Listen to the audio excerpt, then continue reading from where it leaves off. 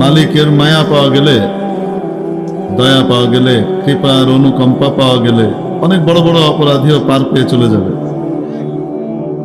আর যদি মায়া না থাকে, অনেক ভালো কাজ করনেওয়ালাও ছোটখাটো বা বড় কোনো অপরাধের কারণে, একটার কারণেই হয়তো আটকে যেতে পারে।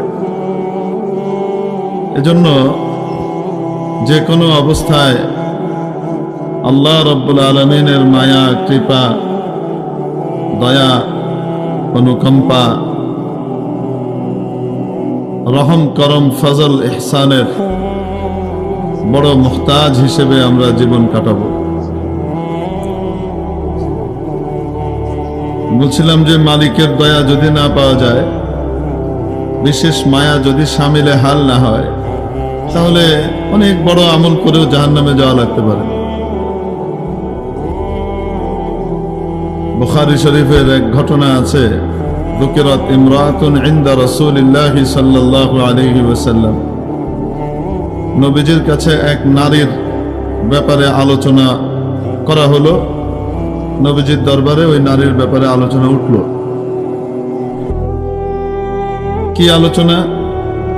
উনি অনেক নামাজ পড়েন, সারাদিন তো ফরজ নামাজ তো পড়েনি, রাতেও নফল তাহাজ্জুদ চলতে থাকে।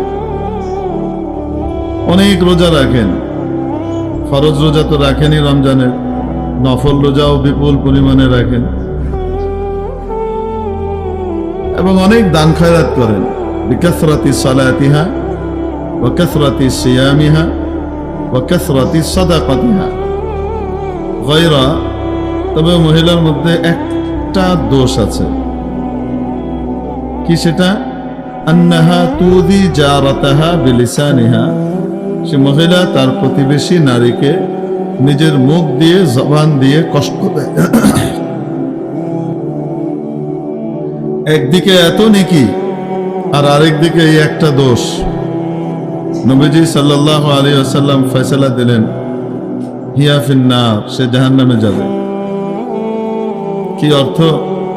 এক পাল্লায় তার সমস্ত নামাজ, রোজা, সাদাকা, অন্যান্য নেক আমল সব রাখা হবে, আরেক পাল্লায় তার ওই গুনাহটা রাখা হবে, প্রতিবেশীকে কষ্ট দেওয়া। এখানে প্রতিবেশী কি মুসলিম না অমুসলিম, হাদিসে এটা উল্লেখ নাই। প্রতিবেশী মুসলিম হোক, অমুসলিম হোক, হিন্দু হোক, খ্রিস্টান হোক, বৌদ্ধ হোক, নাস্তিক হোক, খোদার দুশ্মন হোক, সে যদি আমার আপনার প্রতিবেশী হয়, প্রতিবেশীর হক হিসেবে তার সাথে সৎ ব্যবহার করা প্রতিবেশীর দায়িত্ব। রাসূল পাক সাল্লাল্লাহু আলাইহি ওয়াসাল্লাম অন্য এক হাদিসে ইরশাদ করেছেন, ওয়া আহসিন ইলা জারিকা তাকুন মুমিনা। তোমার প্রতিবেশীর সাথে সৎ ব্যবহার করো, তাহলে তুমি খাঁটি ঈমানদার হতে পারবা। হযরত আবু হুরায়রা রাদিয়াল্লাহু তাআলা আনহুকে নবী পাক সাল্লাল্লাহু আলাইহি ওয়াসাল্লাম আঙ্গুলে গুনে গুনে, হাতে ধরে ধরে 5টা নসিহত করেছিলেন, তার মধ্যে এটা একটা। প্রতিবেশীর হক কিভাবে আদায় হবে? অন্য হাদিস শরীফের ভিতরে নবীজি সাল্লাল্লাহু আলাইহি ওয়াসাল্লামের বিবরণ এসেছে, ইদাস্তাকরাযাকা আকরাজতা। তোমার কাছে যদি সে ঋণ চায়, তাহলে তুমি ঋণ দাও। হুজুর, ঋণ তো দিয়েছি, ঋণ দেওয়ার পরে তো আর চেহারা দেখায় না, আর তো শোধ করে না, তারপরে আবার ঋণ চাইতে এসছে। আল্লাহ যদি তোমাকে সাধ্য দিয়ে থাকেন, ক্ষমতা দিয়ে থাকেন, তাহলে আবার ঋণ দাও। যখনই সে তোমার কাছে ঋণ চায়, ঋণ দাও।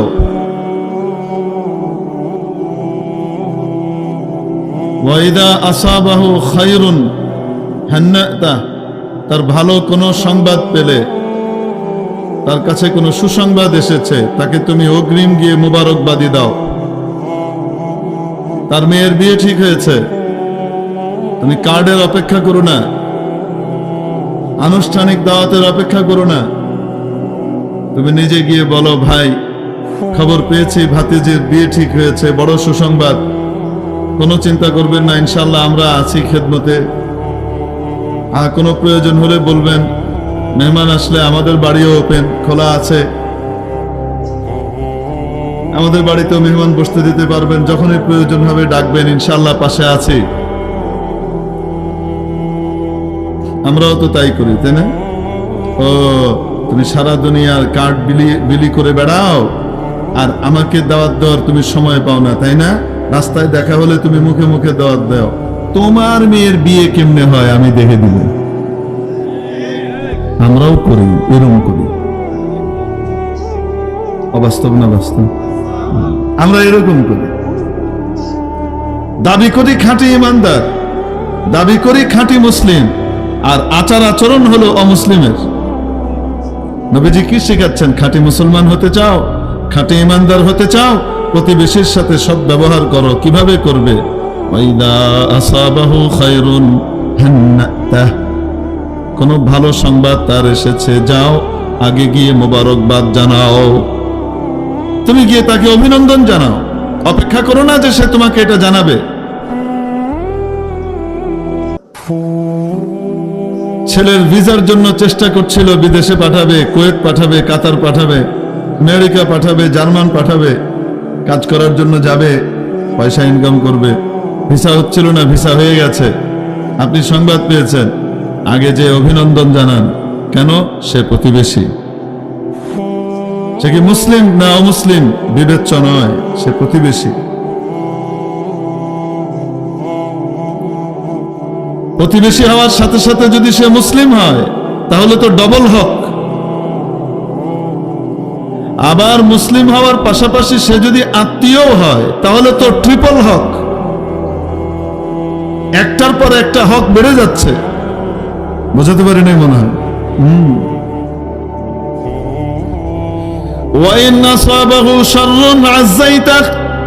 কোন মন্দ সংবাদ তার এসেছে, কোন খারাপ কিছু হয়েছে, তুমি গিয়ে সমবেদনা জানাও, তাজিয়ত প্রকাশ করো, সমবেদনা জানাও।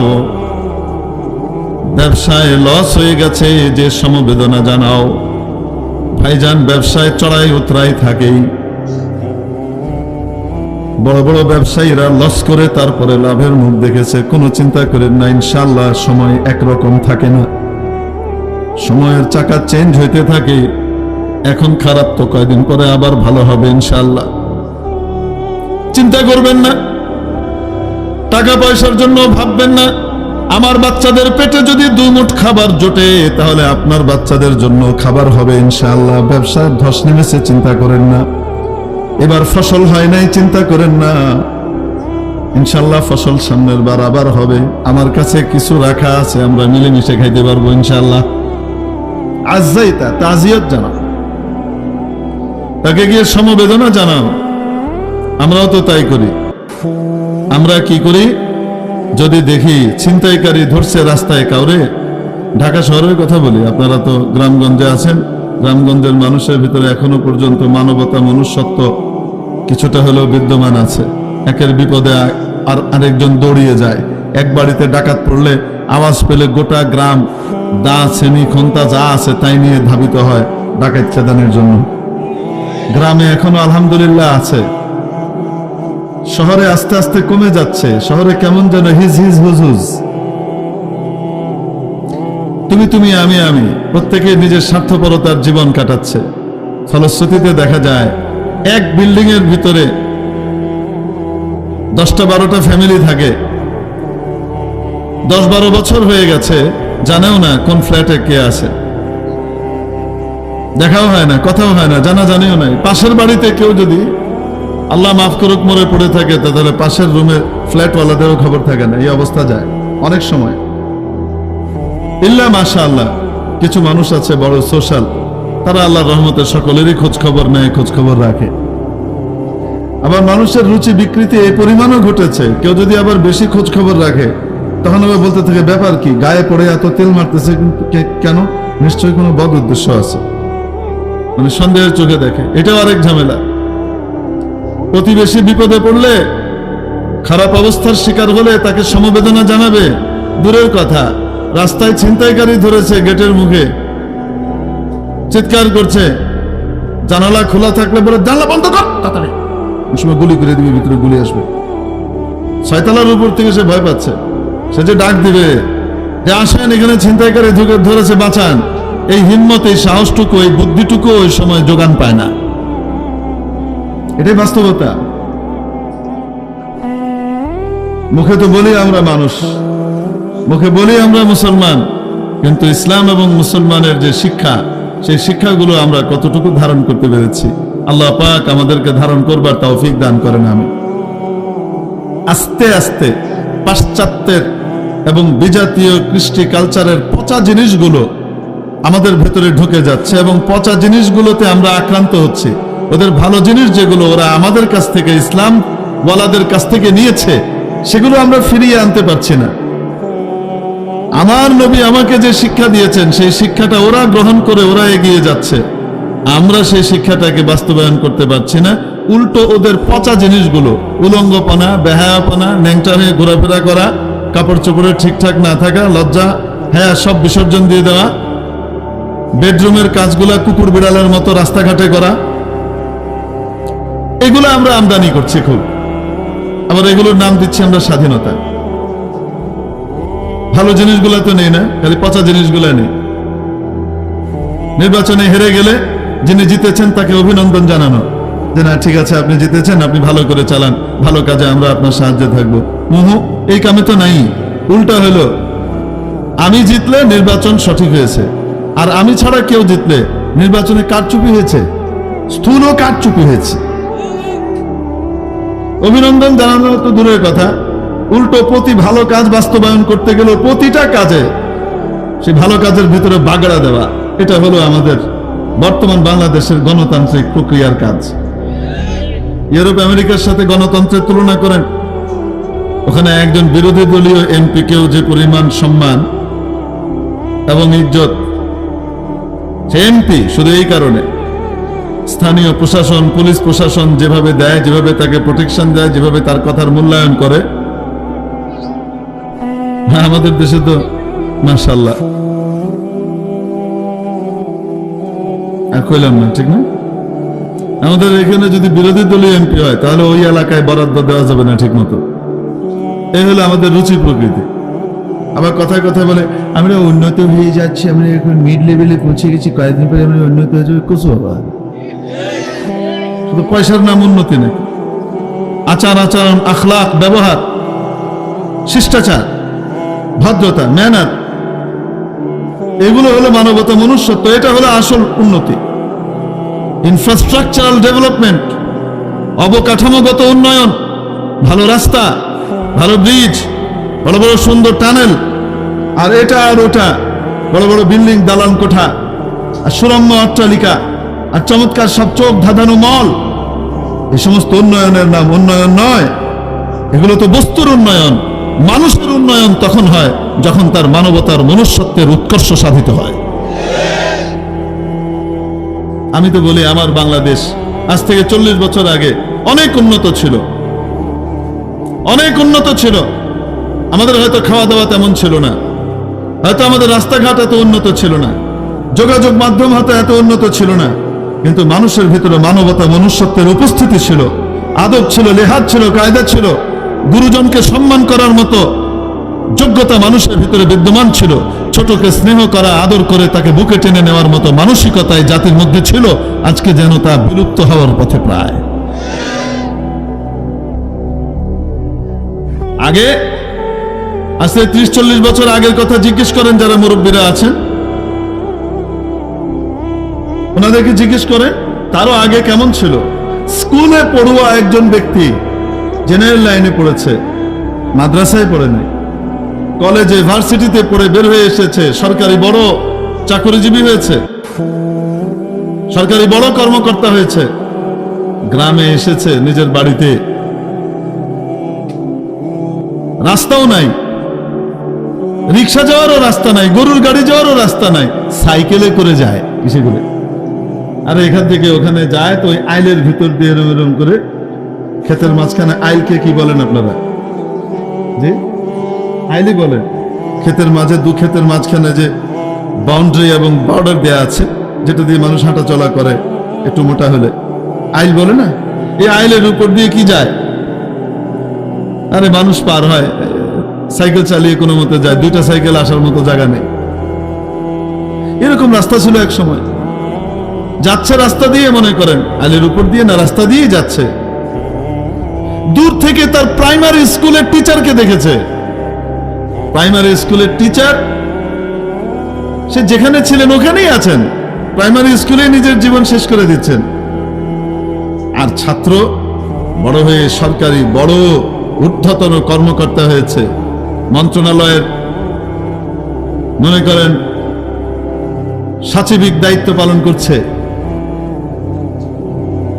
সাইকেলে করে যাচ্ছে, নিজের স্যারকে দেখেছে, টিচারকে দেখেছে, দেখার সাথে সাথে লাফ দিয়ে সাইকেল থেকে নেমে গেছে। যতক্ষণ স্যার দৃষ্টির আড়ালে না গিয়েছেন ততক্ষণ আর সাইকেলে চাপে নাই আদব। এই দৃশ্য কি আপনারা দেখেছেন না দেখেন নাই? এই টাইপের সিমিলার দৃশ্য আপনারা কি দেখেছেন না দেখেন নাই? কলেজ ভার্সিটি থেকে পড়েও এই পরিমাণ আদব লেহাজ কায়দা, আদব কায়দা, আদব লেহাজ, বড়র প্রতি সম্মানবোধ, এগুলো বিদ্যমান ছিল। রাস্তাঘাট ছিল না, ইন্টারনেট ছিল না, এত উন্নত ছিলাম না আমরা বাহ্যিকভাবে, বস্তুগতভাবে, কিন্তু সত্যিকারের মানবতা, মনুষ্যত্বের উন্নতি ছিল। এখনো তো তাই, তাই না? কি বলেন আপনারা? এখন শুধুমাত্র কওমি মাদ্রাসায় রয়ে গেছে যে শিক্ষককে দেখলে, ওস্তাদজিকে দেখলে লাফ দিয়ে দাঁড়িয়ে যাওয়া, বা শিক্ষককে দেখলে রাস্তা ছেড়ে দেওয়া, সাইকেল থেকে নেমে যাওয়া, হুজুর যতক্ষণ না যায় ততক্ষণ পর্যন্ত না ওঠা, এটা এখন শুধু মাদ্রাসায় রয়ে গেছে। আগে মাদ্রাসায় না, আগে তো স্কুল কলেজের মধ্যেও এটা ছিল। এখন উন্নতি হয়েছে, রাস্তাঘাটের অনেক উন্নতি হয়েছে, অনেক কিছু হয়েছে। উন্নতি হতে হতে হতে হতে মাশাআল্লাহ মানবতা, মনুষ্যত্বের অবনতি ঘটতে ঘটতে এই পর্যায়ে গিয়েছে। এখন সর্বোচ্চ বিদ্যাপীঠের সবচেয়ে শিক্ষিত ছাত্র, তার সবচেয়ে বড় স্যার জেনে ভিসি, ভাইস চ্যান্সেলর, উপাচার্যের ব্যাপারে মিছিল করে, ভিসি শালার 2 গালে জুতা মারো তালে তালে। এখন ইজ্জত সম্মান এই পর্যায়ে এসে নেমেছে।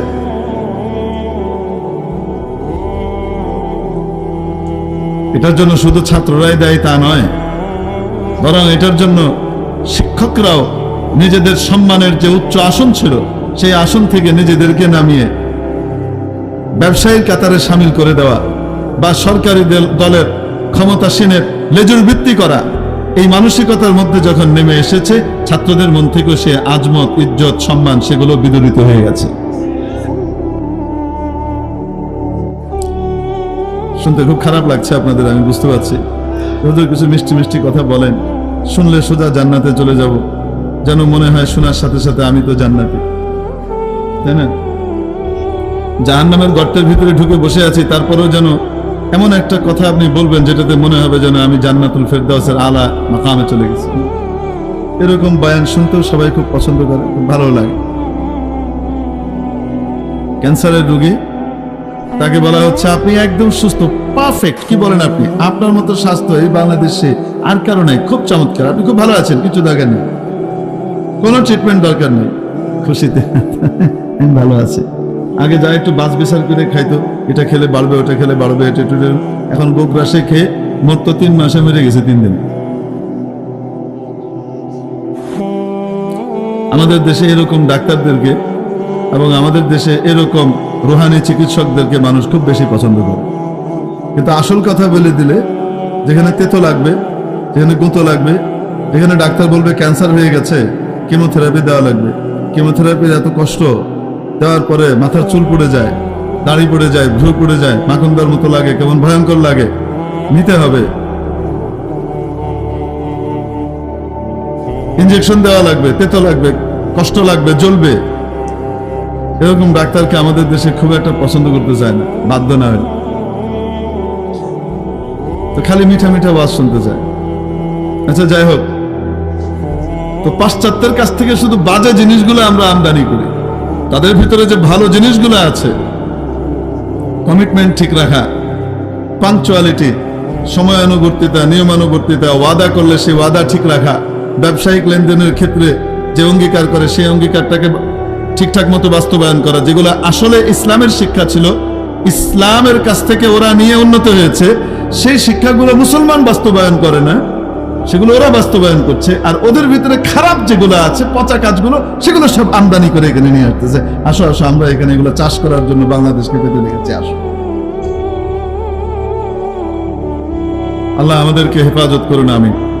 তো বলছিলাম, ওয়াইন আসাবাহু শাররুন আযাইতা, তোমার প্রতিবেশীর যদি কোনো খারাপ কিছু ঘটে, তুমি গিয়ে তাকে সমবেদনা জানাও। ওয়ালা তারফা জিদারাকা ফাওকা জিদারি জারিকা ফাতাসুদ্দ রিহাহ। আল্লাহ পাক তোমাকে টাকা দিয়েছেন, ধন দিয়েছেন, পয়সা দিয়েছেন, তুমি তোমার বাড়িকে উঁচু করতে পারো, বাড়ি উঁচু করে বানাতে পারো, তবে এমন ভাবে উঁচু করে বানিও না তোমার দেয়ালটা যে তোমার প্রতিবেশীর আলো বাতাস বন্ধ হয়ে যায়। এমন ভাবে বানিও না তোমার প্রতিবেশীর আলো বাতাস বন্ধ হয়ে যায়। আমরা তো মাশাআল্লাহ আলো বাতাস না, আমরা তো তার রাস্তা বন্ধ করে ঠেক দিয়ে জমিনটা নেওয়ার ব্যবস্থা করি। আশপাশের সব জমিন কিনে তারপরে ও যেন ওখানে যাইতে না পারে। তুই বেচবি না আমারে? 10 টাকার জমি 5 টাকা দিয়ে তোরে বেচতে হইব। রাস্তা নাই যাওয়ার, ঠেক দিয়ে তারপরে তার জমিটাতে কেনার ব্যবস্থা করি। কি বলেন আপনারা? এই সে মুসলমান। ওয়ালা তারফা জিদারাকা ফাওকা জিদারি জারিকা ফাতাসুদ্দ রিহাহ। তোমার দেয়ালকে এতটুকু উঁচু করে বানিও না যার ফলশ্রুতিতে তোমার প্রতিবেশীর বাতাস বন্ধ হয়ে যায়, তার কষ্ট হয়। ওয়ালা তুদি জারাকা বিরিহি কিদরি, তোমার বাড়িতে ভালো খাবার দাবার রান্না হয়, আল্লাহ তোমাকে তৌফিক দান করেছেন, তুমি ভালো খাবার রান্না করতে পারো, খাও। কিন্তু তোমার বাড়ির, তোমার হাড়ির সুঘ্রাণ দিয়ে তোমার প্রতিবেশীকে কষ্ট দিও না। তোমার প্রতিবেশীর যদি ক্ষমতা না থাকে, সাধ্য না থাকে ভালো খাবার খাওয়ার, সুঘ্রাণ তো ছড়বেই। তাহলে কি আমি খাবো না? আমাকে আল্লাহ তৌফিক দিয়েছেন, আমি কি খাবো না? অবশ্যই খাবে, কিন্তু তাকে কষ্ট দিয়ে নয়। তো কষ্টটা কিভাবে দূর করব? নবীজি অন্য জায়গায় শিখিয়েছেন, তোমার খাবারের ভিতরে ঝোলটা একটু বাড়িয়ে দাও, তাহলে তরকারি বেড়ে যাবে। এক বাটি তরকারি, এক বাটি খাবার পাশের বাড়িতেও হাদিয়া হিসেবে পাঠিয়ে দাও, তোমার প্রতিবেশীর বাড়িতে পাঠিয়ে দাও। যদি বেশি করে রান্না করে পাঠানোর মতো ক্ষমতা না থাকে, তো নবীজি সাল্লাল্লাহু আলাইহি ওয়াসাল্লাম শিখিয়ে দিচ্ছেন, ঝোলটা একটু বাড়িয়ে দাও। ঝোলকে কি বলে এই এলাকায়? সুরমা, ঝোল, ঝোল, সুরুয়া। সুরুয়াটা একটু বাড়িয়ে দাও। পানি একটু বাড়িয়ে দিলেই তো সুরুয়া বেড়ে যায়। অতিরিক্ত তেমন কোনো খরচ তো আর হয় না। ওর সুরুয়ার ভিতরেও, ঝোলের মধ্যেও গোশতের ঘ্রাণ, মাছের ঘ্রাণ চলে আসে। এক বাটি সুরুয়ার ভিতরে 2-4 টুকরা সবজি আর 2-4 টুকরা গোশত দিয়ে পাঠিয়ে দিলে পুরো বাটি ভরে গেছে। তোমার প্রতিবেশীর বাড়িতে বাচ্চারা খাবে, আর তোমার প্রতিবেশী তোমার জন্য দোয়া করবে, আল্লাহ আমার প্রতিবেশী ভালো খাবারের সময় আমাকে ভুলে নাই, আমার কচি বাবুগুলোকে খাবারের ভিতরে শরীক করেছে, ওই বাড়িতে কোনোদিন তুমি অভাব দিও না। আব্দুল কাদের জিলানী রহমতুল্লাহ আলাইহি এসে দোয়া করলে যতটুকু কবুল হবে তার চেয়ে বেশি কবুল হবে প্রতিবেশীর এই দোয়া, হোক সে মুসলিম বা অমুসলিম। এই জন্য প্রতিবেশীর হক আদায় করা অত্যন্ত গুরুত্বপূর্ণ একটি ইবাদত। নবীজি সাল্লাল্লাহু আলাইহি ওয়াসাল্লাম ইরশাদ করেন, জিবরিল আমিন আমার কাছে এসে প্রতিবেশীর হকের ব্যাপারে এত বেশি তাগিদ করেছেন, এত বেশি গুরুত্ব দিয়েছেন। প্রতিবেশী প্রতিবেশী প্রতিবেশী এত গুরুত্ব দিয়েছেন, এত বারবার তাগিদ করেছেন, আমার আশঙ্কা হচ্ছিল হয়তো প্রতিবেশীকেও উত্তরাধিকার সম্পত্তিতে হকদার বানিয়ে দেওয়া হবে। নিকটাত্মীয় যারা, তারাই তো উত্তরাধিকারী হয়। নবীজি বলেন, এই পরিমাণ তাগিদ আর গুরুত্ব প্রতিবেশীর হকের ব্যাপারে জিবরিল আলাইহিস সালাম আমাকে এসে আল্লাহর পক্ষ থেকে দিয়েছেন। বারবার বলেছেন যে আমার মনে হচ্ছিল হয়তো তাদেরকে উত্তরাধিকারী বানিয়ে দেওয়া হবে। মানে কেউ কারো প্রতিবেশী হলে সে তার রেখে যাওয়া সম্পত্তিতে কি হবে? ভাগীদার হবে। কি পরিমাণ গুরুত্ব, অথচ এটাকে আমরা কিছু মনেই করি না।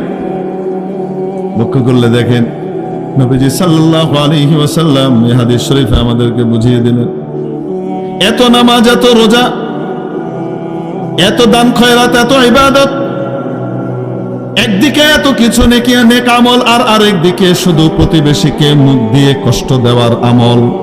এই বদ আমলটা এত জঘন্য, আল্লাহর কাছে এত অপ্রিয় হবে, আল্লাহ পাকের মায়া তার উপর থেকে উঠে যাবে, যার কারণে এত বড় নেকামল নিয়েও সে জাহান্নামে যাবে। হিয়া ফিন্নার। তাহলে মাবুদের কাছে ক্ষমা পেয়ে জান্নাতে যেতে হলে কি লাগবে? মাবুদের মায়া এবং দয়াটা লাগবে। মায়া আর দয়া আকৃষ্ট করবার মতো কিছু আমল আছে, সেই আমলগুলা করলে আল্লাহ পাক ওই বান্দারকে তার রহমত এবং তার দয়ার চাদর দিয়ে ঢেকে নেন। ফলশ্রুতিতে কি হবে? তার ছোট্ট আমল, একটা ছোট্ট নেক আমলের কারণে সে জান্নাতে চলে যাবে। অনেক বড় বড় বদ আমল হালকা হয়ে যাবে, ছোট নেক আমল তাকে জান্নাতে নিয়ে যাবে।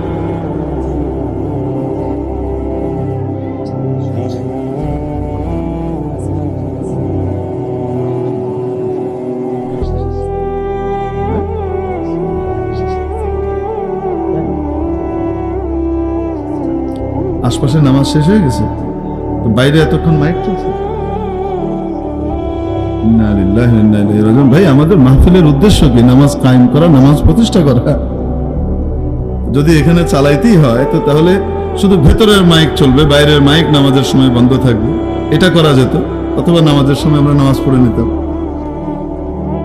বাইরের মাইক নাই? আচ্ছা, তাহলে তো আপনাদেরকে ধন্যবাদ দেওয়া দরকার, আপনারা বুদ্ধিমানের মতো কাজ করেছেন। কারণ আমি মনে করছি অনেক দূর থেকে যে মাইকের আওয়াজ পাওয়া যাচ্ছিল আমরা আসার সময়, বাইরে নামাজও চলবে মসজিদে আর আমরা মাইকে বয়ান করব, এরকম বয়ানের উপরে তো আল্লাহ লানত আসবে।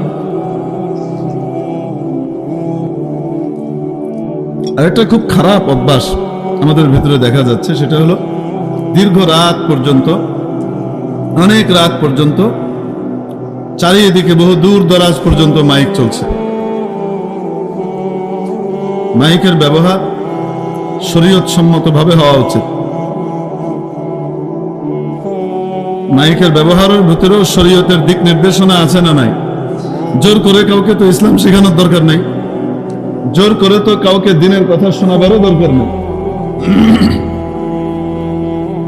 লাস্তা আলাইহিম বিমুসাইতির, যারা শুনতে চায় তারা এখানে এসে শুনবে। তারপরেও যদি বাহিরে মাইক দিতেই হয় তাহলে এমন সময় পর্যন্ত, যেই সময়ের মধ্যে মানুষ সাধারণত ঘুমায় না, মানুষের যখন সাধারণত ঘুমের সময় হয় ওই রকম সময়ে, যার মনে করেন আমাদের দেশের মানুষ সাধারণত বর্তমানে, একটা সময় ছিল 8টা 9টায় মানুষ ঘুমিয়ে যেত, 9টা 10টায় ঘুমিয়ে যেত, এখন মোটামুটি 11টা 12টা পর্যন্ত কি করে? জেগে থাকে। তেমনি ইন জেনারেলি মানুষ 11টা 10:30 11টার ভিতরে ঘুমের দিকে চলে যায়, গ্রামগঞ্জের মানুষ। বাইরের মাইক অতক্ষণই চালানো উচিত, এর চেয়ে বেশি চালানো উচিত না। ওটার কারণে যদি কারো ঘুমের ব্যাঘাত ঘটে তাহলে সওয়াবের চেয়ে কিয়ামতের দিন অন্য কিছুর ওজন বেড়ে যাওয়ার আশঙ্কা আছে। আমাদের এই সমস্ত বিষয়গুলোর দিকে খুব খেয়াল রাখা উচিত, বিশেষ করে যারা আমরা ধর্মীয় মাহফিলগুলোর ইন্তজাম করি। সবচেয়ে সুন্দর হলো 10টার পরে বাইরের মাইক নাই। রাত 10টার পরে যারা শুনতে আসবে তারা শুনুক, বাকিরা ঘুমাতে চাইলে ঘুমাবে, পড়তে চাইলে পড়বে, অনেক কিছু আছে। আল্লাহ পাক আমাদেরকে এই সমস্ত জায়গাতে সহিভাবে, সঠিকভাবে দিনের দাওয়াতের কাজ করবার তৌফিক দান করেন। আবেগের পরিবর্তে শরীয়তের নীতিমালাকে বাস্তবায়ন করবার তৌফিক আমাদেরকে দান করেন। সেদিন দেখলাম এক নেটের ভিতরে এসছে, রাত 3টার সময় বাইরে মাইক চলছে, এক বোন এসে এটার ব্যাপারে কি করেছে, আপত্তি জানিয়েছেন, এবং আমি মনে করি উনি যে আপত্তি জানিয়েছেন বিলকুল ঠিক জানিয়েছেন।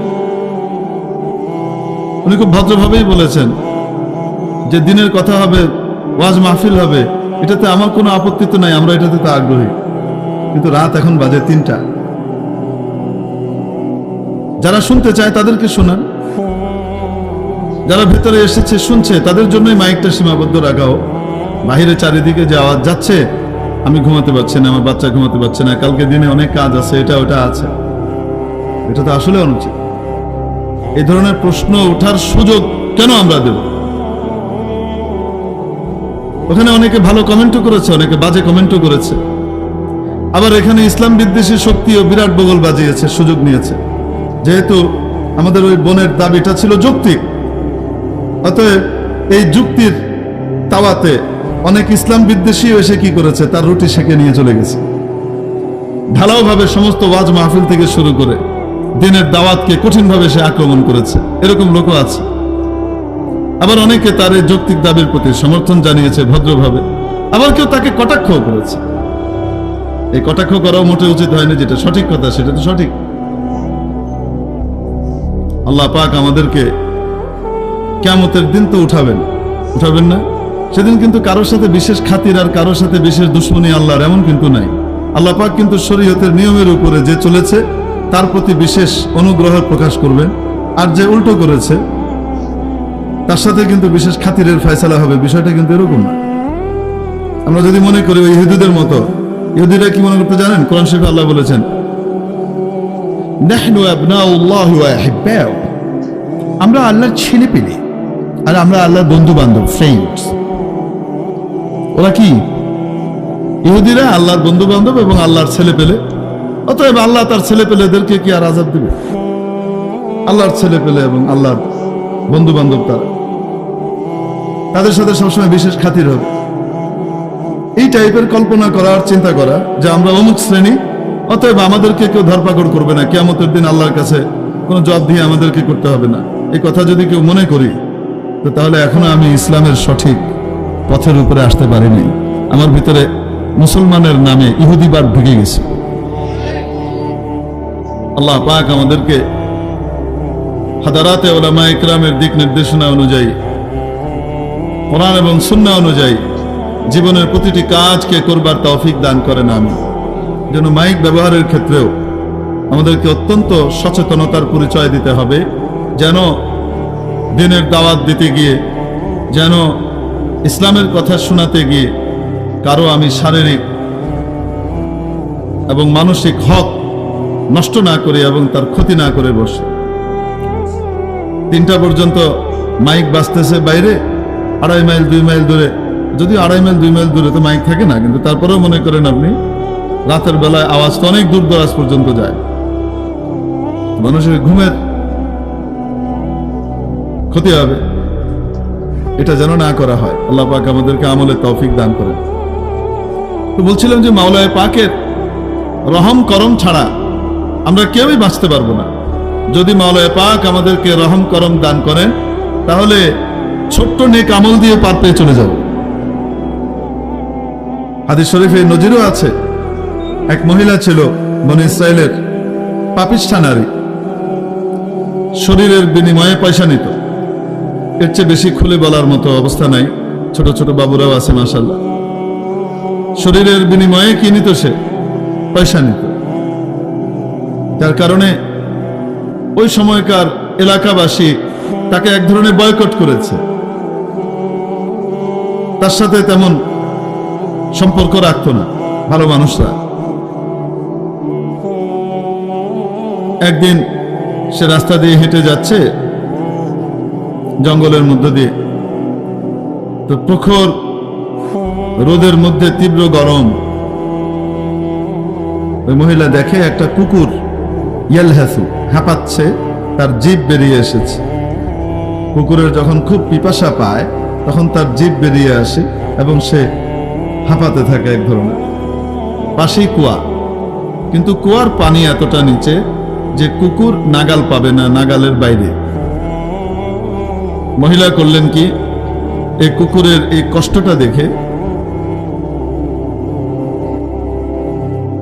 তার প্রতি দয়াদ্র হলেন। আমি যে আল্লাহর সৃষ্টি, কুকুরও সে আল্লাহর সৃষ্টি,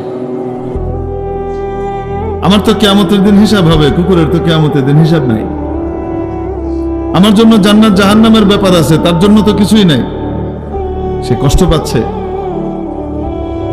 মহিলা নিজের পায়ে যে মোজা ছিল, চামড়া বা এই জাতীয় শক্ত কোনো মোজা, এই মোজাটাকে মগের মতো ব্যবহার করলেন, আর নিজের গায়ে যে দোপাট্টা ছিল, ওড়না, এই ওড়নাটাকে দড়ি হিসেবে ব্যবহার করলেন। বেঁধে নিচ থেকে পানি উঠিয়ে কুকুরকে পান করালেন। মহিলা চলে গেলেন। আল্লাহর কি কুদরত, ওই রাতে মহিলার ইন্তেকাল হয়ে যায়। এরকম পাপিষ্ঠা নারীর জানাজায় কি সারা দুনিয়ার মানুষ এসে জড়ো হয়? অনেক আত্মীয়রাও আসে নাই,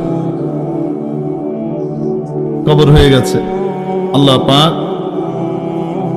ওই যুগের নবীর কাছে ওহী পাঠিয়ে দিলেন যে আমার বান্দি আমার এক অবলা মাখলুকের প্রতি যে দয়া করেছে, মায়া দেখিয়েছে, আমি তার এই কাজটাকে বড় পছন্দ করেছি, এই উসিলায় তাকে আমি মাফ করে দিয়ে জান্নাতে পাঠিয়ে দিয়েছি। তার জন্য আমি জান্নাত বরাদ্দ করে দিয়েছি। মেরে মুহতারাম দোস্ত, একটা কুকুর আর অবলা প্রাণীর প্রতি, যেই প্রাণীর লালা শরীরে লাগলে নাপাক হয়ে যায়, কাপড়ে লাগলে কাপড় নাপাক হয়ে যায়, নামাজ হয় না, নাজাসাতে গলিজা, পায়খানা পেশাবের মতো নাপাক, বরং জার্মের দিক থেকে তার চেয়ে ভয়ঙ্কর।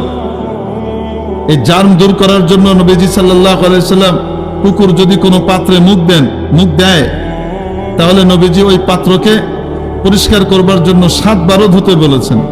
কোন রিওয়ায়াতে 8 বারের কথাও আছে, কোন রিওয়ায়াতে আছে উলাহুন্না বিত্তুরাব, কোন রিওয়ায়াতে আফিরু সামিনাতা বিত্তুরাব, কোন রিওয়ায়াতে উখরাহুন্না বিত্তুরাব। 7 বার ধো, তার ভিতরে 1 বার মাটি দিয়ে মাজো। এটা পবিত্র করার জন্য না, পবিত্র তো 3 বারই হয়ে যায়, 3 বার ধুলে পবিত্র হয়ে যায়। কিন্তু কুকুরের লালার ভিতরে এমন জার্ম আছে যে জার্মের কারণে সেটা 3 বার ধোয়ার দ্বারা পরিপূর্ণভাবে চলে যায়, এরকম না। এটাকে মাটি দিয়ে মাজতে হয়, খুব ভালোভাবে ধুতে হয়।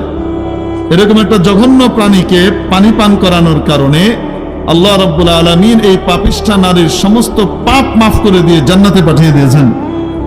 যদি কোনো বান্দা, যদি কোনো মানুষ আশরাফুল মাখলুকাতের খেদমত করে, মানুষের খেদমত করে, মানুষের মধ্যে আবার সর্বশ্রেষ্ঠকে, খায়রুকুম মান তাআল্লামাল কুরআন ওয়া আল্লামা, তোমাদের মধ্যে সবচেয়ে শ্রেষ্ঠ ওই ব্যক্তি যেই ব্যক্তি নিজে কোরআন শিখে এবং অন্যকে কোরআন শিখায়।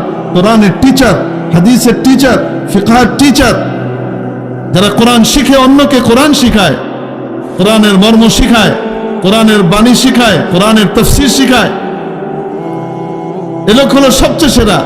আর যারা ওই পড়ালেখাটা করে, আল্লাহ নবী সাল্লাল্লাহু আলাইহি সাল্লাম বলেন ফেরেশতারা এসে তার সামনে নূরের পাখা বিছিয়ে দেন, এটার উপর দিয়ে হাঁটেন, লাল গালিচা না। এই শ্রেষ্ঠ মানুষগুলোর যদি কেউ খেদমত করে, যদি তাদের খাবার দাবারের দিকে খেয়াল রাখে, তাদের বাসস্থানের দিকে খেয়াল রাখে, তাদের পড়ালেখার দিকে খেয়াল রাখে, তাদের জন্য মাওলায়ে পাকের কাছে কি মর্যাদা অপেক্ষা করছে, এটা তো আল্লাহই ভালো জানে। এজন্য মাদ্রাসার কোনো সময় খেদমতের সুযোগ পেলে ইনশাআল্লাহ খেদমত করব। তো মাদ্রাসার বাচ্চাদের, তালিবে ইলমদের, আসাতিজা ইকরামের, শিক্ষকদের এবং মাদ্রাসার বিল্ডিং বানিয়ে দেওয়া। আমি ভালো বিল্ডিং এ থাকি, আরামে ঘুমাই, আর মাদ্রাসার ছাত্র আর উস্তাদরা যারা দিন শিখছে সবচেয়ে সেরা হচ্ছে আল্লাহর নবীর ভাষায়, আল্লাহর নবীর মেহমান হিসেবে যারা পড়ালেখা করছে, তারা শীতের ভিতরে কাঁপছে, তাদের জানানোর নাই, তাদের দরজা নাই, তাদের উপরে ঠিকমতো চাল নাই। কিয়ামতের দিন আল্লাহর কাছে নবীজির সামনে কিভাবে মুখ দেখাবো? উচিত তো ছিল আমার ঘরটা যতটুকু ভালো হবে, আমার আল্লাহর ঘর তার চেয়ে সুন্দর হবে। আমার আল্লাহর নবীর মেহমানখানা এটা তার চেয়ে ভালো হবে। সৌদি আরবে যান, কুয়েতে, কাতারে যান, সেখানে যে সমস্ত দ্বীনি মাদ্রাসাগুলাকে তারা প্রতিষ্ঠা করে, তাদের নিজেদের বাড়ির চাইতেও তারা ওগুলাকে সুন্দর করে। আল্লাহ পাক তাদেরকে টাকা পয়সা এমনি দিয়েছেন তা তো না। তারা গুনাহ খাতা কম করে এরকম না, তারা অনেক গুনাহ খাতা করে, কিন্তু দ্বীনের প্রতি, ইসলামের প্রতি, ইসলামপন্থীদের প্রতি তাদের একটা আলাদা টান, মায়া, মমতা, ভালোবাসা আছে। খেদমতের জন্য এগিয়ে আসে। আল্লাহ পাক এজন্য তাদের জন্য গায়েব থেকে রিজিকের ফয়সালা করেন। এক হাদিস শরীফের মধ্যে এসেছে, বলবো নাকি? বিরক্ত হচ্ছেন আপনারা? আলোচনা তো করতে চেয়েছিলাম একটা, আল্লাহ নিচ্ছেন অন্যদিকে, যেদিকে নেয় এদিকে যাক, কি আর কোন টেপ রেকর্ডার তো আর ছাড়তে পারবো না, তাই না? আল্লাহ পাক দিলে যা ঢালবেন তাই বেরোবে। আমি মনে করি হয়তো এখানে এই ওষুধটা দিলে বেশি কাজে লাগবে। আল্লাহ পাক বলবেন যে তুমি কি জানো এখানে রোগ কোনটা বেশি, এটার ওষুধ অন্যটা দরকার, তো জন্য আল্লাহ পাক অন্য ওষুধ বের করবেন। তা আমরা কি করবো? আমরা তো উপর আল্লাহর হাতে ছেড়ে দিছি। মাওলা এমন কিছু কথা বের করে দেন যেগুলোর দ্বারা কিয়ামতের দিন আমার এবং আমার সামনে যারা আছে শুনছেন, তাদেরও কিয়ামতের দিন নাজাতের জরিয়া হয়ে যায়, মুক্তির কারণ হয়ে যায়, আমিও বেঁচে যাই, তারাও বেঁচে যায়। যাই হোক, হাদিস শরীফের মধ্যে এক ঘটনা এসছে। এক ব্যক্তি, ওই বন চেনেন আপনারা, বন বা বড় মাঠ, ধুধু ময়দান, ধুধু প্রান্তর যে আছে, এটা কি বলেন আপনারা আপনাদের এলাকায়? হ্যাঁ, মরুভূমি তো বাংলাদেশে নেই, মানে বিশাল মাঠ, বাড়িঘর নাই, মাইলের পর মাইল খালি ময়দান। যে এই অঞ্চলে হাওর বলি আমরা, তাই তো, হাওর, বিল, এগুলাতে আসলে তো একসময় সমতল ভূমিতেও এরকম ধুধু প্রান্তর ছিল। এখন সমতল ভূমি যা আছে সব মানুষ বাড়িঘর বানিয়ে কি করে ফেলেছে, ভরে ফেলেছে, যার কারণে এখন যেখানে বর্ষাকালে থাকা যায় না ওই জায়গাগুলোই শুধু ক্ষেতের জন্য খালি পড়ে আছে। যাই হোক, হাওর বলেন আর বিল বলেন, বিরাট প্রান্তরের মধ্য দিয়ে যাচ্ছে। হঠাৎ ওই লোক গায়েবী আওয়াজ শুনছে যে কেউ বলছে যে অমুক এর ছেলে অমুকের বাগানে তুমি পানি দাও। কাকে বলছে? মেঘকে, সাজকে। উপরে যে সাদা মেঘমালা থাকে এটাকে কি বলেন আপনারা? মেঘ বলেন, সাজ বলেন না? ময়মনসিংহ আর সিলেটে কয় হাজ। যে আপনারাও হননি, হাজ ধরছে, আচ্ছা, মানে মেঘ আসছে। তো কেউ শুনছে, দেখছেন, আওয়াজ পাইতেছেন কিছু? আপনাদের প্রতীক্ষিত শেখ চলে আসছে। কে আসছে? হাসান জামিল ভাই আসছেন। তাড়াতাড়ি নিয়ে আসেন, দেরি করেন না, অন্য জায়গায় বরকত দেওয়ার বিষয় আছে। আচ্ছা, যাই হোক, ওনারা অন্য জায়গায় বরকত দিতে হবে, দেরি করায় না হুজুর। তারপরে আবার সুলতানুল ওয়াইজিনের বয়ান শুনবেন না? তারপরে আবার শেখুল হাদিস ইবনে শেখুল হাদিসের বয়ান শুনবেন। সুবহানাল্লাহ। আবার আমাদের সমস্ত আলোচক যারা আছে বাংলাদেশের, সমস্ত ওয়াইজদের যে সম্রাট আছে একজন, মানে সভাপতি সাহেব, প্রেসিডেন্ট সাহেব, হযরত আল্লামা শেখ আব্দুল বাসিত খান সাহেব দামাত বারাকাতুহুম, ওনারও বয়ান শুনবেন। চলে আসছেন মনে হয়। আচ্ছা, যাই হোক, তো ওই লোক শুনছে যে মেঘকে কেউ আদেশ করছে, এই মেঘ তুমি যাও অমুকের বাগানে পানি দাও। আমি কিন্তু কোনো গল্প বলছেন, এটা হাদিসের গল্প, নবীজি শুনিয়েছেন। তো অদ্ভুত কারবার, মেঘকে লক্ষ্য করে কে কথা বলবে?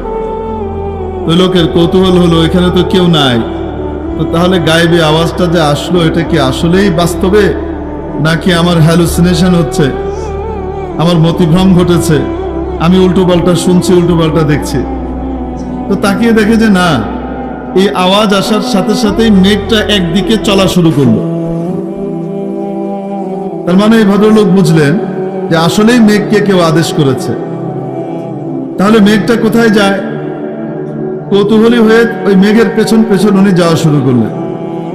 যেতে যেতে যেতে যেতে যে দেখে মেঘটা একটা উঁচু জায়গার উপরে, উঁচু একটা জমির উপরে তুমুল ভাবে বাড়ি বর্ষণ করলো, মুষলধারে বৃষ্টি বর্ষণ করলো। উঁচু জায়গাতে যখন বৃষ্টি পড়ে, পানি জমে থাকে, কি হয়? নিচে নেমে যায়। তো ওই উপরের ওই জমি থেকে একটা নালা দিয়ে, একটা নিচু জায়গা দিয়ে সব পানি একটা নালা দিয়ে প্রবাহিত হচ্ছে। এবার এই লোক ওই পানি দিয়ে যাচ্ছে, পানি কোথায় যায় দেখি। যেতে যেতে দেখে হঠাৎ অনেক দূরে এক লোক তার বাগানে কাজ করছে, তার ক্ষেতে কাজ করছে, আর এখান থেকে ওই যে নালা দিয়ে পানি যাওয়ার সময় ওখান থেকে পানি উঠিয়ে উঠিয়ে সেচ দিচ্ছে। তো এই ভদ্রলোক জিজ্ঞেস করলেন যে ভাই আপনার নাম কি? তো এই ক্ষেতওয়ালা ওই নামই বলল যেই নাম গায়েবী আওয়াজে সে শুনেছে, যার নাম বলা হয়েছে মেঘকে, যে মেঘ তুমি গিয়ে অমুকের বাগানে পানি দাও। একটা বিষয় চিন্তা করেন, যখন হাদিসে এই ঘটনাটা পড়ি তখন এই জায়গায় এসে আমার একটা কথা আমার মাথায় এসছে। সেটা হলো এই প্রশ্ন, উঁচু জায়গায় পানি দিয়ে তারপরে নালা দিয়ে পানি যাবে কেন? তার বাগানে সরাসরি মেঘ বাড়ি বর্ষণ করলে পানি দিলেই তো হয়ে যেত, ঠিক না? দূরে কেন দিল? একাধিক উত্তর মাথায় এসেছে। আল্লাহ পাক যদি সহি হয় তো এগুলো আল্লাহ পক্ষ থেকে, না হলে শয়তানের পক্ষ থেকে। ওখানে যদি বাগানে সরাসরি পানি পড়তো, যে কৃষক ভাই তার হয়তো একটাই সেট কাপড় বা কাপড় অল্প, বৃষ্টির পানিতে তো সেও ভিজে যেত, দরকার বাগানের পানির, কিন্তু সেও তো ভিজে যেত, তার কষ্ট হতো। দুই, যেই পরিমাণ পানি ওখানে হওয়া দরকার, দেখা যেত তার চেয়ে বেশি পানি হয়ে গেলে তার বাগান থেকে পানি বের করার জন্য তাকে আলাদা চেষ্টা করতে হতো। তিন, আল্লাহ পাক একজন নেককারের বরকতে 1000 জনকে খাওয়ান। এজন্য এই নালা দিয়ে যত পানি যাচ্ছে, এই নালা দিয়ে শুধু উনি উপকৃত হবেন তা নয়, ওনার জন্যই পানি যাচ্ছে, কিন্তু এর দ্বারা আরো শত শত জমিওয়ালা উপকৃত হবে। আল্লাহর প্রিয় বান্দাদের উদ্দেশ্যে যখন আল্লাহ পাক রহম নাজিল করেন, তখন আল্লাহ পাক তাদের দ্বারা আরো অনেককে খাওয়ান, যাদেরকে খাওয়ান তারা চিনেও না, জানেও না। কার উসিলায় খাইলেও তাকে চিনেও না, জানেও না। তো জিজ্ঞেস করলেন যে ভাই আপনার নাম কি? এই নাম, নাম মিলে গেছে। ভাই আপনি কি আমল করেন? খেতওয়ালা বলে কি আমল করি মানে? ভাই আপনি কিছু আমল করেন, আপনি আল্লাহর কাছে এত প্রিয় যে আপনার বাগান আর আপনার খেতে পানি দেওয়ার জন্য আল্লাহ পাক মেঘকে আদেশ করতেছেন। আল্লাহর পক্ষ থেকে মেঘকে আদেশ করা হচ্ছে। তাহলে আপনি আল্লাহর কাছে বড় প্রিয়, কোনো আমল তো আপনি নিশ্চয়ই করেন, সেটা বলেন। আমি আপনার নাম আওয়াজ, গায়েবে আওয়াজ শুনেছি এবং দেখতে দেখতে আপনার কাছ পর্যন্ত এসেছি। ওই লোক বলে ভাই একটা আমল তো করি, কিন্তু এই আমলটা কাউকে বলি নাই, যেহেতু আল্লাহ তোমার সামনে ওপেন করে দিয়েছেন, গোপন করার কিছু নাই। আমার যখন আমদানি হয়, কৃষকের আমদানি হয় ফসল যখন উঠে আগুন মাসে, আর কোন কোন মাসে না, যে চাকরি করে তার আমদানি হয় মাস শেষে গিয়ে, তাই না?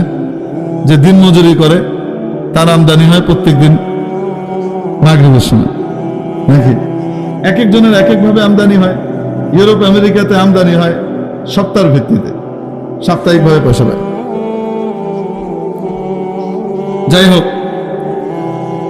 আমার যখন আমদানি হয়, ফসল ঘরে উঠে, আমি এটাকে 3 ভাগে ভাগ করে ফেলি। 1 ভাগ আমি আল্লাহর পছন্দের জায়গায়, আল্লাহর রাস্তায় দিয়ে দিই। আরেক ভাগ আমার পরিবার পরিজনের খাওয়া দাওয়া সহ অন্যান্য প্রয়োজন পুরো করবার জন্য ব্যবহার করি। আরেক ভাগকে রেখে দেই আগামী বারের পুঁজি হিসাবে। আগামী ফসলের সময় তো পুঁজি লাগবে, বীজ লাগবে, খরচ লাগবে, তো 1 ভাগ আগামী বারের জন্য রেখে দেই, ফসল করবার সময় কাজে লাগবে তাই। আর 1 ভাগ নিজেরা ব্যয় করি, আর প্রথম ভাগটাকে কার রাস্তায় দান করে দিই। যেদিন থেকে আমি এই আমল শুরু করেছি, আমার আশপাশে কারো ফসল হোক চাই না হোক, আমার ফসলে কখনো ঘাটতি হয় নাই। অতএব যদি কোনো ব্যক্তি তার আমদানির 3 ভাগের 1 ভাগ আল্লাহর রাস্তায় দান করে, তার বাকি ইনকামের সুরক্ষার দায়িত্ব নিয়ে নেন কে? এজন্য মাদ্রাসা এবং মসজিদে যখন সুযোগ পাবো ইনশাআল্লাহ দান করবো। তো দান করলে কার লাভ? মাদ্রাসাওয়ালাদের লাভ। কার লাভ? আসতে বলেন, কার লাভ? মান জা বিল হাসানাতি ফালাহু আশরু আমসালিহা। যে ব্যক্তি কোনো নেক কাজ করবে, আল্লাহ পাক তাকে তার অনুরূপ 10 গুণ সওয়াব দান করেন। কয় গুণ? একবার হযরত আলী রাদিয়াল্লাহু তাআলা আনহু হযরত ফাতিমা রাদিয়াল্লাহু আনহাকে বললেন, নিজের স্ত্রীকে, ফাতিমা কিছু আনবো তোমার জন্য বাজার থেকে, বাজারে যাচ্ছি, বলো তোমার শখের কিছু বলো। হযরত ফাতিমা বললেন না কিছু দরকার নেই, আপনি সুস্থভাবে ফিরে আসেন, ফ্যামিলির যা লাগে ওগুলো আনলেই হবে, আমার জন্য কিছু লাগবে না। আহা বলো না, বারবার পিড়াপিড়ি করলেন, কখনোই তো বলো না, বলো। তো বললেন ঠিক আছে, যদি আনতে চান তো একটা আনার নিয়ে এসে। কে নিয়ে এসেন? আনার চিনি তো আমরা, কি সেটা? বিদেশি ডালিম আর কি, বেদানা, যেটার নাম বেদানা অথচ দানায় ভরা। দানায় ভরা জিনিসের নাম কি? বেদানা। সুবহানাল্লাহ বিহামদি। কালা বেটার নাম লাল মিয়া। কে যেন বলেছিল, নামের বড়াই করো না কো, নাম দিয়ে কি হয়, নামের মাঝে পাবে না কো সবার পরিচয়। তারপরে কিছু নাম টাম দিয়ে দেখাইছে, মতি ঝিলে মতি নাই, নাই কোনো ঝিল, এই টাইপের কি কি জানি মিলায় মোলায় একটা গজল বানাইছিল অনেকদিন আগে। আগে তো গজলগুলা হয়তো অর্থবহ গজল, এখন মাশাআল্লাহ গজল বানায় ডিস্টিং ফিস্টিং মার্কা গজল। ওরাও ডিস্টিং মিস্টিং করে, এরাও ডিস্টিং মিস্টিং টাইপের জিনিস বানানো শুরু করছে। তারপরে আলহামদুলিল্লাহ আমাদের ইসলামী এই সাহিত্য এবং শিল্প জগৎ আগের চেয়ে অনেক উন্নতি করেছে আলহামদুলিল্লাহ। আল্লাহ রহমতে আগে আমাদের দু চারটা গজল ছাড়া মানুষ খুঁজে টুজে পেত না। এখন আল্লাহ রহমতে এই পরিমাণ ইসলামী গজলের আবির্ভাব ঘটেছে যে মানুষ শুনে শেষ করতে পারে না, কোনটা থেকে কোনটা শুনবে। চারিদিকে মাশাআল্লাহ গায়ক আর গায়ক আল্লাহ পাক পয়দা করে দিয়েছেন।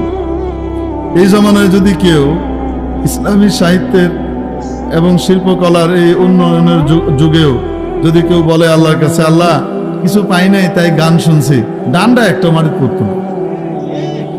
ইসলামী কিছু থাকলে আল্লাহ সেগুলো শুনতাম, কিছু ছিল না তো তাই গান টান শুনেছি, এই কথা কওয়ার সুযোগ আজ থেকে 30 বছর আগে থাকলেও এই যুগে নাই। এক কবি মুহিব খানের যা গজল আছে আর বিদ্রোহী কবিতা আর গান আছে জ্বালাময়ী, এগুলি শুনলেই তো শেষ করার সময় নেই। আরো কত কত বাচ্চারা মাশাআল্লাহ সুন্দর সুন্দর গাইছে। আল্লাহ কবুল করেন, বরকত দান করেন, আমিন। তো যাই হোক, তো হযরত ফাতিমা রাদিয়াল্লাহু তাআলা আনহা বললেন আর কি যে কি নিয়ে এসেন, একটা বেদানা নিয়ে এসেন, আনার নিয়ে এসেন। তো হযরত আলী রাদিয়াল্লাহু তাআলা বাজার থেকে একটা আনার কিনেছেন অন্যান্য জিনিসের সাথে। যখন রওনা করে বাড়ির পথে আছেন, রাস্তায় এক লোকের সাথে দেখা। তো সেই লোক বলছে, ভাই আমি বড় ক্ষুধার্ত, খিদে লেগেছে, আমাকে খাবার কিছু থাকলে দেন আল্লাহর ওয়াস্তে। হযরত আলী রাদিয়াল্লাহু তাআলা চিন্তা করছেন, খাবার জিনিস দেওয়ার মতো তো বা খাবার জিনিস তো আছে একটাই আনার, এটা ভেঙে দিব তাও তো সম্ভব না, দিলে তো পুরাই দেওয়া লাগে। আর যদি একে দেই তাহলে ফাতেমা কোনোদিন শখ করে কিছু বলে নাই, আজকে আমার অনুরোধেই বলল, সেটা তাকে আমি দিতে পারলাম না, এটা কেমন হবে? আর যদি ফাতেমাকে দেই তাহলে এই লোকটার প্রয়োজন, সে ক্ষুধার্ত, তাহলে তো আল্লাহর হক নষ্ট হয়। ফাতেমার তো শখ, এই লোকের হলো প্রয়োজন, তো আল্লাহর খুশির জন্য দান করে দিছে। বাড়িতে আসছে, মন টন একটু খারাপ, বেগম সাহেবের সামনে মুখটা কেমনে দেখাই। বেগম সাহেবা জিজ্ঞেস করেছেন, হযরত ফাতিমা রাদিয়াল্লাহু তাআলা আনহা, কি ব্যাপার, আপনার মন খারাপ কেন? এই ঘটনা ঘটেছে, তুমি জীবনে কখনো বললে না তোমার শখ আল্লাহদের কথা, আজকে বললে আর এটা নিয়ে আসলাম, সেটাও তোমার কাছ পর্যন্ত আনতে পারলাম না, এই জন্য খারাপ লাগছে।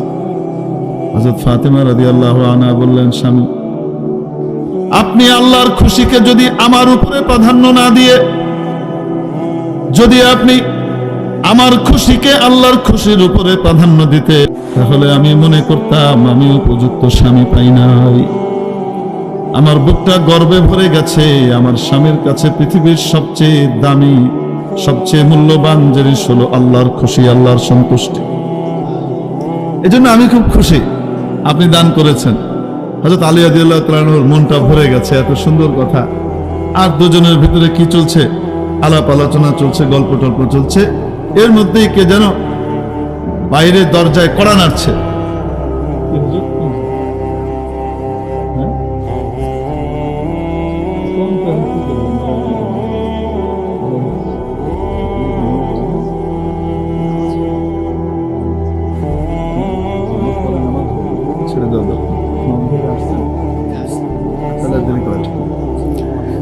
যাই হোক, তো দরজার কড়া নাড়ছে কে যেন, তো গিয়ে দরজা খুলে দেখেন হযরত আবু যর গিফারি রাদিয়াল্লাহু তাআলা আনহু দাঁড়িয়ে আছেন। সালাম কালামের পরে বললেন, আসতে পারি? আহলান সাহলান, আপনার নিজের বাড়িতে মনে করে আসেন। ভিতরে নিয়ে ঢুকালেন। আবু যর গিফারি রাদিয়াল্লাহু তাআলা আনহু একটা ব্যাগ আর একটা পোটলা দিলেন কাকে? হযরত আলীকে। দিয়ে বলছেন, আলী নাও, তোমাদের জন্য কিছু আনার নিয়ে আসছি। দিছিলেন কয়টা? আসছে কয় ব্যাগ? এক ব্যাগ। ভিতরে নিয়ে গিয়ে বললেন, ফাতেমা দেখো, আল্লাহর রাস্তায় একটা দেওয়া হয়েছে, আল্লাহ এক ব্যাগ পাঠিয়ে দিয়েছেন। কি মনে করে আবার বললেন, দেখো তো গুনে দেখো তো কয়টা। তো গুনে দেখা গেল 9টা।